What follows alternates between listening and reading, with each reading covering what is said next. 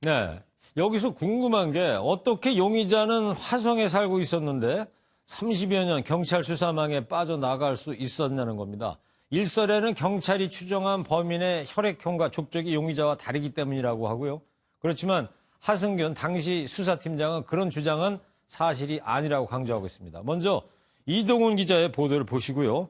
사건 현장에 살던 토박이인 용의자 이 씨의 33년 뉴스 추적하겠습니다. 화성 연쇄 살인 사건 당시 수사 대상에 오른 사람의 수는 2만 명이었습니다.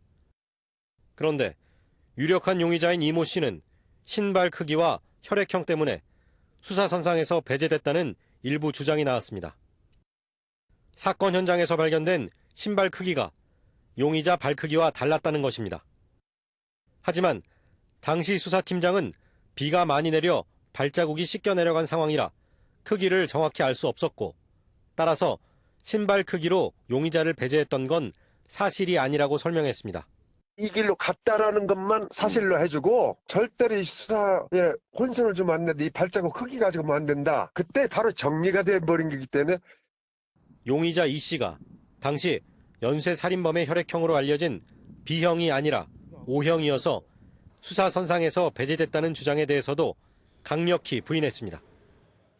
전부 혈액 감정을 해보면은 A형도 있고 B형도 있고 O형도 있고 AB형도 있고, 다만 B형 수가 좀 많다. 절대로 범인이 B형이라고 특정해본 일 한 번도 없어.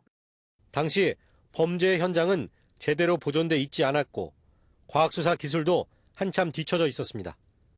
결국 진실은 떠오르게 됐지만 당시 왜 모든 수사는 용의자인 그를 유독 비껴갔는지 수사 여건에 대한 안타까움이 남는 대목입니다. MBN 뉴스 이동훈입니다.